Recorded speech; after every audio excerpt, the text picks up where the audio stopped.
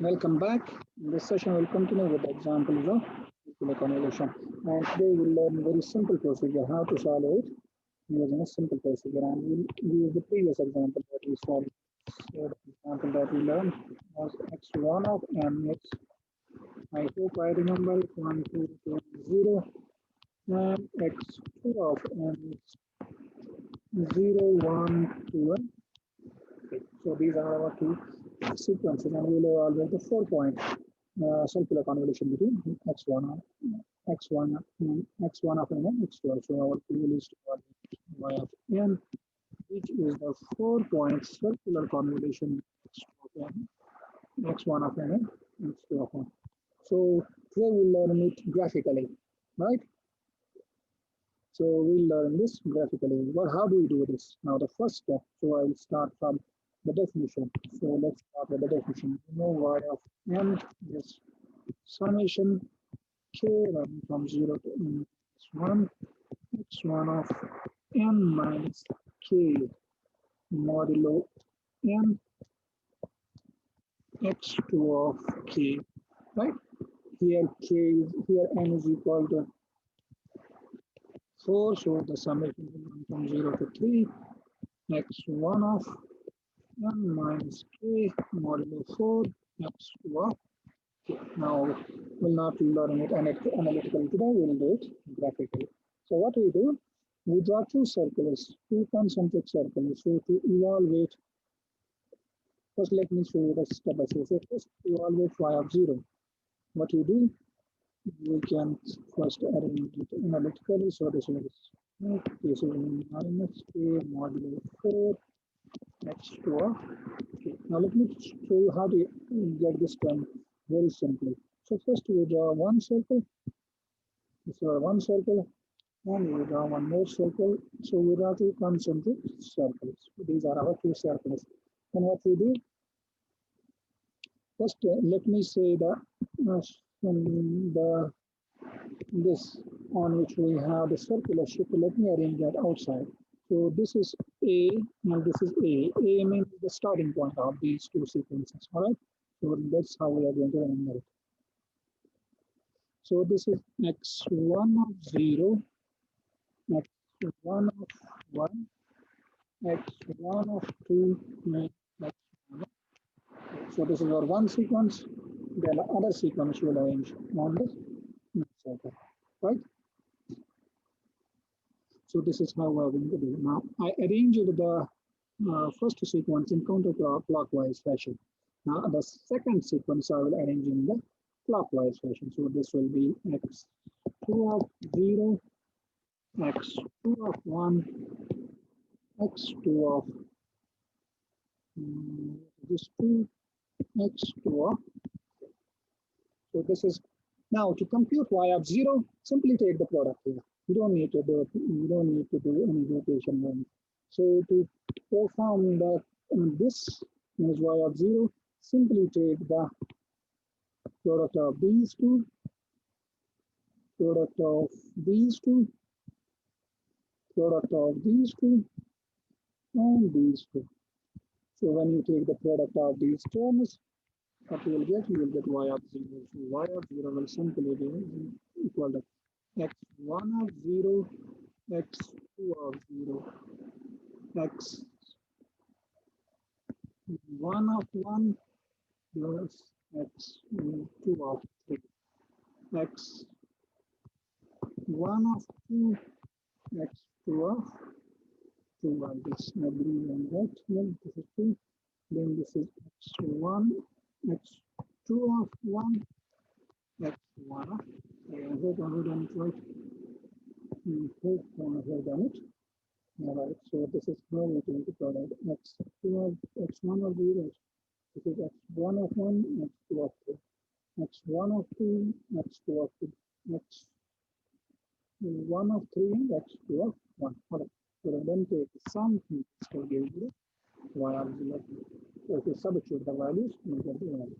Now let me write that terms directly. Let me write the values then. So instead of writing it like this, first I will draw two concentric circles. Then I will mark the starting point. So these are our starting points. So arrange the things like this. One I will arrange in clockwise fashion, another I will arrange in counterclockwise. So my first sequence is 1, 2, 2, and 0. The other sequence is, what was the other sequence? It was 0, 1, 2, and 3. One clockwise fashion, another is counterclockwise fashion. What you have to do next, you have to multiply these terms together. You have to multiply this with this with this, this with this, and this with, right? And take the sum. After you multiply, take the sum. That will be y of will simply be equal to 1 multiplied by 0, 1 multiplied by 0, 2 multiplied by 2, 2 multiplied by 3, and the answer is 0 plus 0 plus 4 plus 6. 0 plus 0 plus 4 plus 6, that's equal to 2. If you remember, in the previous class, we also got y of 0 was equal to 10. If you remember that, right? Now, to evaluate y of 1, I am repeating the procedure as simply as we can do it in 2 seconds. So to show you what's going on analytically simultaneously. So this is t equal to 0 to 3, x1 of 1 minus k modulo 4 x2 of k. So what we will do, we'll simply arrange the terms on a this. So to get this without resorting to the analytical approach today, what we'll do, we'll draw two concentric circles. So we're drawing two concentric circles. This is one circle, and this is another circle. So we have drawn the two circles. Now, so I'm the x1 sequence I'm drawing externally, right? So I'm arranging that on the external circle. So this one will be x1 of 0. So if this is the starting point, and this one will be x1 of 1. This one will be x1 of 2. This one will be x1 of 3. But I need actually 1 minus 4, 1 minus k actually to get this term and then multiply it with this. What I'm going to do, I'm going to rotate this by one sample point. Means I'm going to shift the location of every sample point by 1, right? And remember, the location of the second will not change. So x2 of 0 will be as it is. And I'm drawing that on the. So this is x2 of 1, x2 of 2, x2 of. Okay, so this will remain as it is. Now to get y of 1, what we have to do, we have to shift it. Now I have arranged the terms on the counterclockwise fashion. So I will give the rotation in the clockwise fashion. Remember that step. This is very, very important step. So the internal, nothing will happen to this sequence. So this will be arranged as it is. So this will be x of 2 of 0, x2 of 1, x2 of 2, x2 of. Now the external sequence, means the second sequence, what you will do to this, you will give one shift. This is our starting point. Remember that this is our starting point, but we are giving one shift to this, and that shift is clockwise. So rotate this by one sample. So every sample will change its location. Means this will be now x1 of 1, this will be now x1 of 2, this will be now x1 of 3, and this will be now x1. You can see every sample point changes its location. Then what will you do? Multiply this sample point by this sample point by this sample point by this, and this sample point by this. This will give you the y of 1. So this y of 1 will be simply,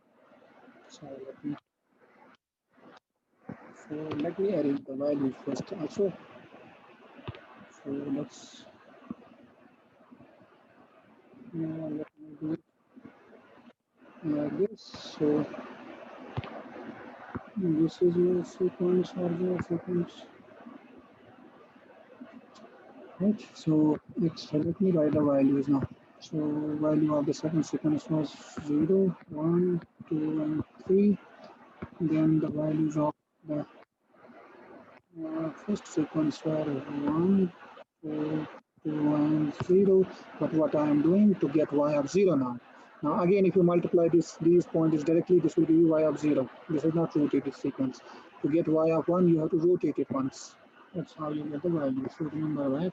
So this is the first circle. This is the second circle.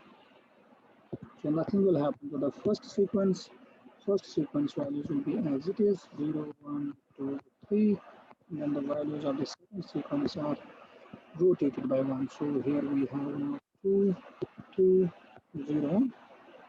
You can check every sample point gets rotated by 1. And if you multiply this with this, this with this, this with this, this with this will be y of. So y of 1 is simply 0 multiplied by 2 plus 2 multiplied by 3, 0 multiplied by 2 plus 1 multiplied by 1. So this will be 0 plus 6 plus 0 plus 1. If you remember this answer, we can also 7. Now let me show you the directly the values, how to get y of 2 now directly without writing the value. So y of 2 directly you can get. So first arranging the terms on a circle, arranging the terms.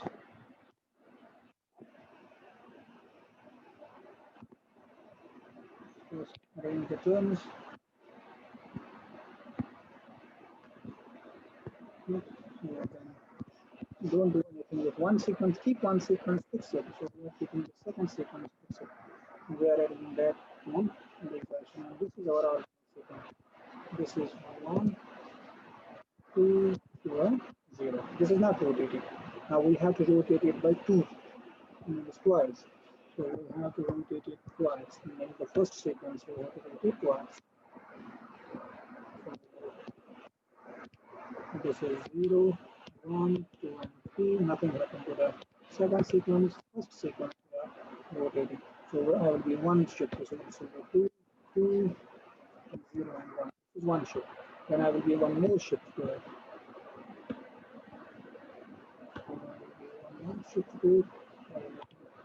Read all the values.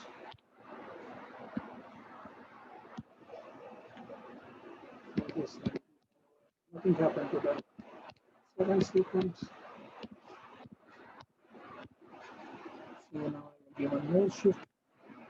So this will be 2, 2, 1, and 0. Okay? So this is the second shift. Now multiply them. Multiply this with this, and this with this, and this with this, and this with this. So this will give you y. Y of 2 will be directly 2 multiplied by 0, 1 multiplied by 2, 2 multiplied by 1, 3 multiplied by 0. So the answer is 2 plus 2 is 4. So please check the values. Please check the values. Now finally y of 3. To get y of 3, what you can do, you can do 3 shifts to this, 3 clockwise shifts to this, or you can do just 1 shift to that. Already you have done in this step, the previous step. What I am saying, so this is one circle. I'm going to draw one circle. So nothing happened to the second sequence. Second sequence means fix it as it is. It's your choice which sequence you want to be. So now I am going to shift this from this sequence one more time. Shift the sequence. So this will be 0 now. This will be 1. And this will be 2. And this will be. Now multiply the corresponding values. Multiply this. Multiply this. Multiply this. So this will be y. So y of 3 equal to 0, 0.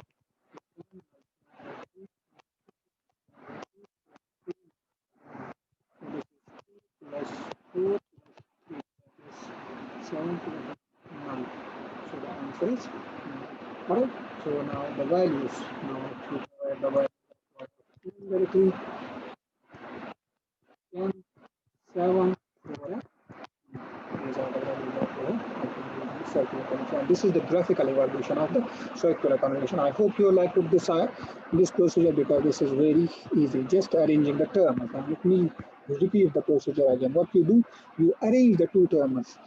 Now, very simple procedure is if you arrange one sequence in clockwise, another sequence you have to arrange in counterclockwise. So that will give you y of 0 directly. Remember, that will give you y of 0 directly. Then what you will do to get y of 1, you have to rotate one of the sequence. It's your choice which sequence you will rotate.